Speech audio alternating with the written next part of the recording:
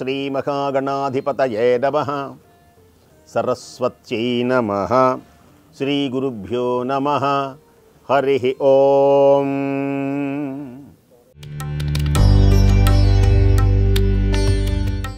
ఓంకారపంజరసుఖీం ఉపనిషదుద్యానకేళికలకంఠీం ఆగమవిపినమయూరీం ఆర్యాం అంతర్విభావయే గౌరీం. జగన్మాత యొక్క దివ్య చరణారవిందములకు శతసహస్ర కోటి ప్రణామములు సమర్పిస్తూ యాదాద్రి భువనగిరి జిల్లా చౌడుప్పల్ గ్రామంలో వేంచేసి ఉన్న మాణిక్యాంబా సమేతుడైనటువంటి పుణ్యలింగేశ్వర స్వామివారి దివ్య చరణారవిందములకు శతసహస్ర కోటి ప్రణామములు సమర్పిస్తూ మాణిక్యాంబా అమ్మవారికి వివిధములైనటువంటి దసరా మహోత్సవాలలో దేవీ నవరాత్రములలో ఈ 5వ రోజున మహాలక్ష్మి అలంకారం. ఈ 5వ రోజున మహాలక్ష్మి అలంకారం కన్నుల పండువగా జరుగుతూ ఉన్నది.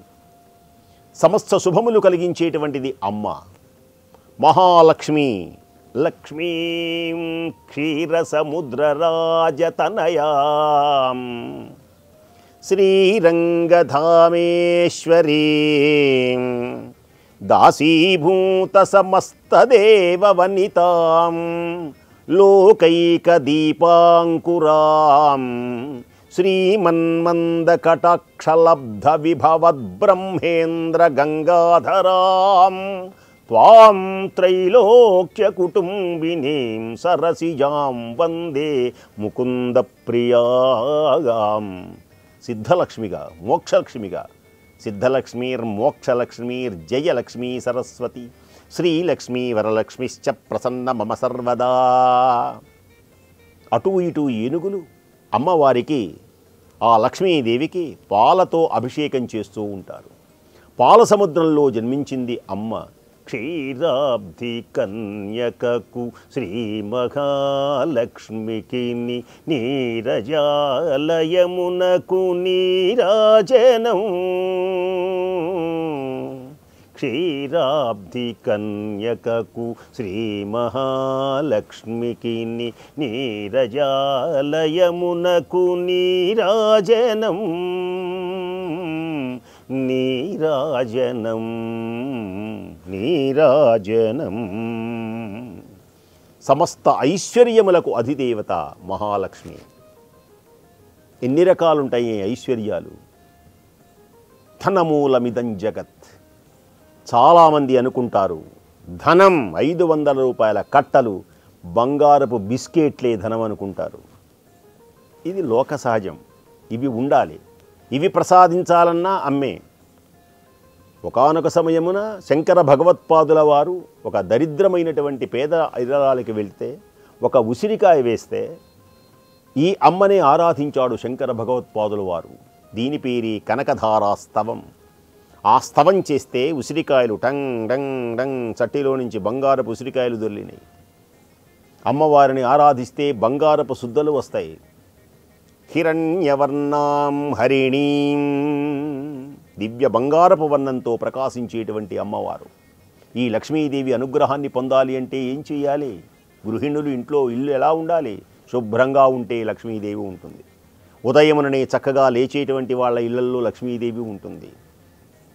మల్లెపూలు చక్కగా తలలో పెట్టుకోవాలి, అక్కడ లక్ష్మీదేవి ఉంటుంది. తలదువ్వుకొని పాపడిలో కూడా బొట్టు పెట్టుకోవాలి, మొహాన బొట్టే కాదు, అక్కడ లక్ష్మీదేవి ఉంటుంది. ఆవులు ఎక్కడ ఉంటాయో అక్కడ లక్ష్మీదేవి ఉంటుంది. చక్కని పచ్చని పైర్లు ఎలా గాలికి ఊగుతున్నాయో అక్కడ లక్ష్మీదేవి ఉంటుంది. ఏనుగు కుంభస్థలాల్లో లక్ష్మీదేవి ఉంటుంది. ఆవు యొక్క వెనక భాగంలో లక్ష్మీదేవి ఉంటుంది.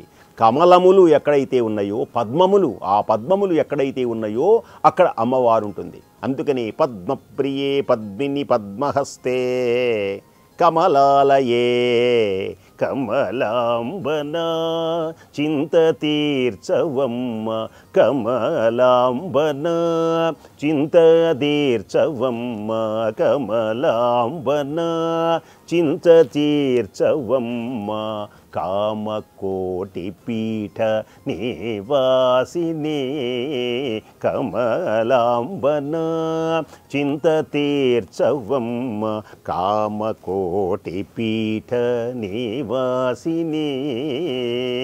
అమ్మా నన్ను కరుణించమ్మా, దరిద్రాన్ని పోగొట్టమ్మా. దరిద్రం అంటే కేవలం ధనం లేకపోవడమే కాదు దరిద్రం, చక్కగా మాటలు మాట్లాడకపోవడం దరిద్రం, భార్యాభర్తలు పోట్లాడుకోవడం దరిద్రం. ఇలాంటి చోట లక్ష్మీదేవి ఎక్కడ ఉంటుంది? మృదు మధురమైనటువంటి మాటలలో లక్ష్మీదేవి ఉంటుంది. అంతేకాదు శ్రీ సూక్తం, లక్ష్మీదేవి యొక్క దివ్య విశ్వరూపం చూడాలి అంటే శ్రీ సూక్తము అనేటువంటి దానిలో చూడాలి. దానిలో చెబుతారు లక్ష్మీదేవి అంటే ఏంటో చెప్పారు అక్కడ శ్రీ సూక్తంలో. ధనమగ్నిర్ధనం వాయు ధనం సూర్యో ధనం వసు ధనమింద్రో బృహస్పతి వరుణం ధనమశ్నుతే.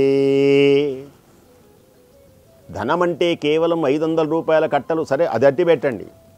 ఇదిగాక చక్కని 98.6 డిగ్రీలు, చక్కగా 4 డిగ్రీలు ఉన్నది కదేదో, ఆ అగ్ని గనక నీలో ఉంటే నువ్వు ఆరోగ్యవంతుడివే. అన్నిటికంటే భాగ్యము ఏది అంటే ఆరోగ్యమే మహాభాగ్యం. అదే లక్ష్మీదేవి.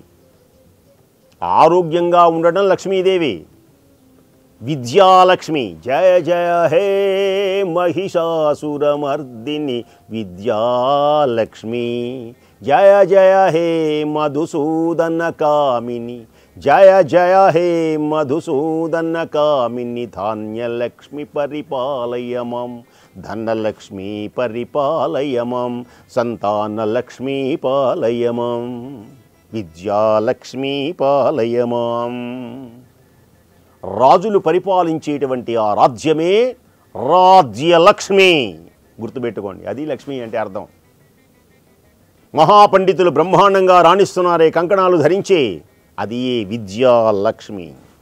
సౌభాగ్యలక్ష్మి, మీ పిల్లల్ని బోసి నోగులతో ఎత్తుకుంటూ ఉన్నారే బజ్జినాన్న చిట్టినాన్నని, సౌభాగ్యలక్ష్మి. కామ్యలక్ష్మి, సత్యలక్ష్మి, భోగలక్ష్మి, ఇలా 8 రకములైనటువంటి విశేషంతో అమ్మవారు అష్టలక్ష్మి శోభతో మనకు దర్శనమిస్తుంది.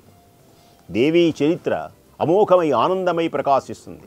ఈ మహాలక్ష్మియే చండీ హోమంలో మహిషాసురుని సంహరించిందని కూడా చెబుతారు. ఈమె పాల సముద్రంలో జన్మించింది.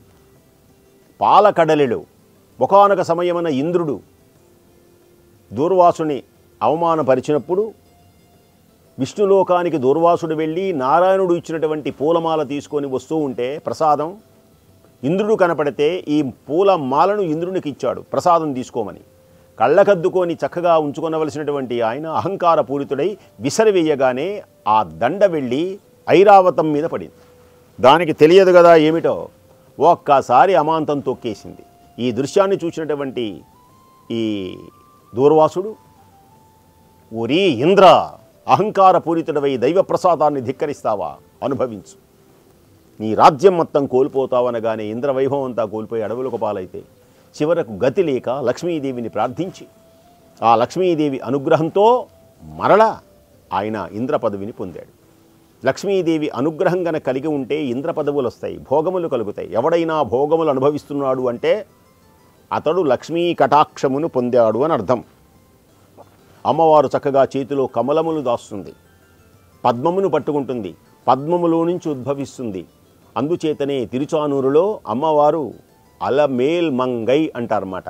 అలమేల్ మంగై అంటే తామర పువ్వులో ఒదిగి ఉన్నటువంటి మగువా అని అర్థం అన్నమాట. వచ్చెను అలమేలు మంగా,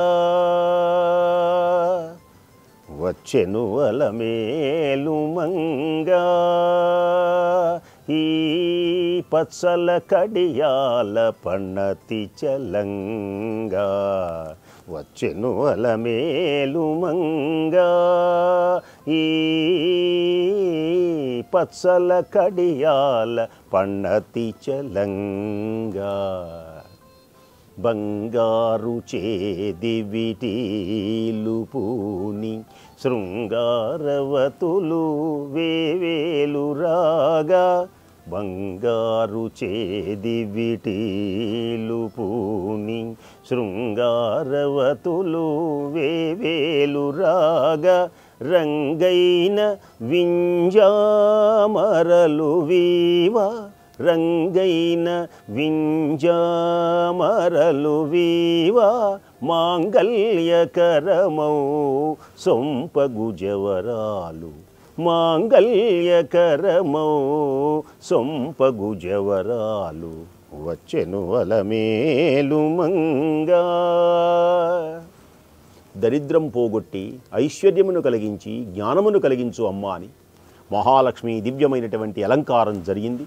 కాబట్టి ఆ అలంకారాన్ని సందర్శించి అందరూ తరించవలసిందిగా కోరుతున్నాము. స్వస్తి.